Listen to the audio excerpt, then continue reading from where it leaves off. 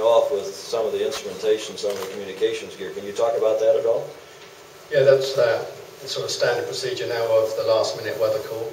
We've got as we're not allowed to transmit any data off the yacht while we're sailing, we have a completely isolated system that allows us to get the last minute weather call on, and once that's all shut off and that box is unplugged, the boat is completely race sealed, and that will come off with fresh at just before the 5-minute gun. Very good. Okay, shall we go to the floor? Anybody want to add anything at this point? Go to the floor. Who's first? Yes, sir. Hola, buenas. Quería preguntarle en Spanish, please, a Eduardo, tú que has sido uno de los padres de la criatura, dos preguntas. Primero, ¿cómo está el barco después de la regata de ayer? Si tiene algún tipo de rotura, está todo en perfectas condiciones para mañana. Y la segunda es que, a lo mejor los menos entendidos en vela, pensábamos que con regímenes de viento débiles, el timonal de Oracle no iba a funcionar también como funcionó ayer. Que nos explicarás qué es lo que pasó ayer realmente. Yeah, I think just a quick summary. The two questions. The first one was if the boat was ready for tomorrow, if everything was on tip-top shape. And the second question is if I could just give a bit of an evaluation of why I think our trimaran exceeded expectations yesterday in the light wind. So I think I'll just go and answer that in Spanish, and then I'll try to do it in English again. Bueno, lo que te puedo decir con respecto al barco mañana es que el barco ayer, bueno, como sabéis, se comportó muy bien. No hemos tenido ningún problema, ninguna dificultad, y el barco está realmente preparado para mañana. No hay afortunadamente nada que tengamos que hacer.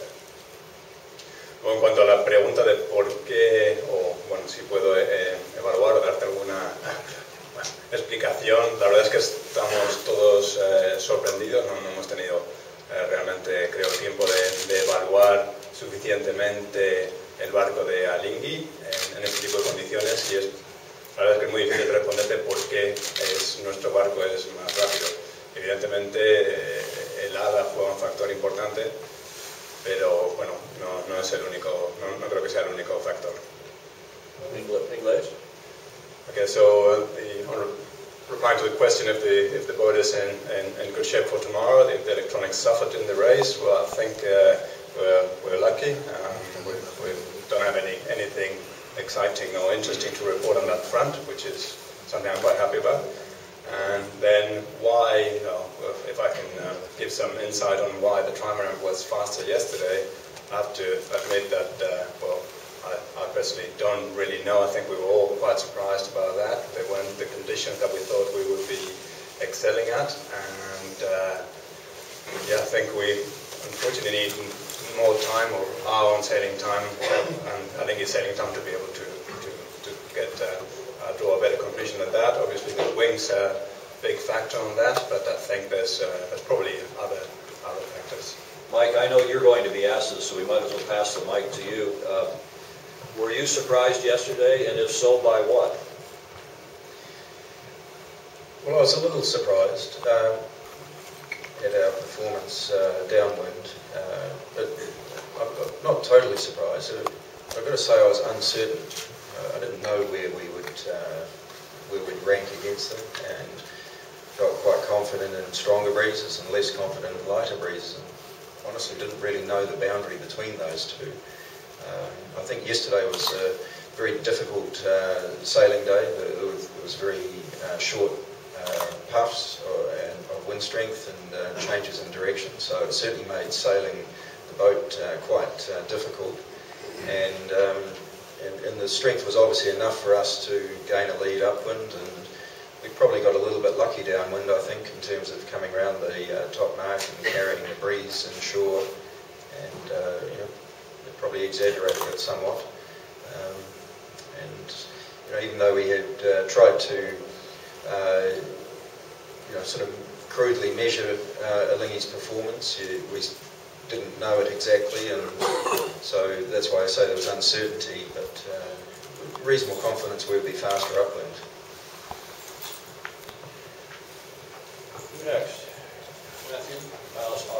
cut work that way. We'll start here. Just for Mike, I know it's on. I just can't believe he gave it to me. I thought you never know that. I can't believe my luck. The question for Mike is that the America's Cup is always the breeding ground for new technology, and it's supposed to precipitate down to the general sailing public. Can you see any way that wings can make that transition to general use? I mean, it's hard to imagine people in 25-foot day sailors with 80-foot mast, but there may be. I mean, there's always some way that it happens anyway. Yeah, it is hard to imagine. If you go to wingsareus.com, you can get any size you like. Wings are not new.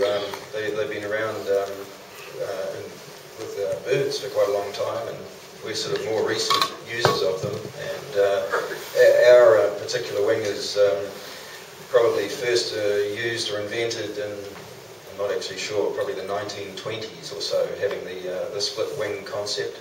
And it's been used on yachts since around about the late 70s. In the smaller C class. There's no problem with a wing except for logistics, and as long as you've got 100 close friends to help you sail every Saturday, it's not a problem. Johan Giffard, I know you're from Seattle and work for Boeing and do a little bit of software with wings. You know something about wings. You got a question? Back in San Diego, you moved the mast step first forward. It seemed like you went through a lot of effort to do that. It was closer to the front crossbeam. And then right before you left San Diego, you moved it aft, and we didn't see that until you reached Valencia. Was that as a result of some discovery with the wing, or the lift you were getting, or why did you do that? And if I could ask a second question, how many sets of foils do you have, and how do you choose which ones to use on race day? Can I just jump straight to the second question, because I don't really want to talk about things we've shifted twice. It wasn't exactly a planned move, that one. Foils, I think we've got about 100 or 1,000 foils, and it's like a quiver, really. You just reach in and pluck one out. We have a set that's better oriented for stronger winds when we're going faster, and vice versa. So we try and use the ones that suit the forecast. Is it fair to say, Mike, that the foils are more... We saw Lingy go to straight foils yesterday, and presumably for light air. Are they more curved for breeze to keep the nose up and then straighter for light air? How does that work? Yeah, that's basically right. We don't have straight foils, but the ones we used yesterday are less curved than our heavy air set, if you like. And so to answer your question also about the number, we've got one set of heavy and one set of light, and we used a different configuration for all of our appendages when the boat was first launched, where we had a dagger board in the centre hull, central rudder, small rudders on the two floats, and small foils on the two floats. I think that's all. There may have been some more, but roughly that's about it. And so we've simplified the yacht quite a lot since then, and improved its performance. So we've just got the two sets.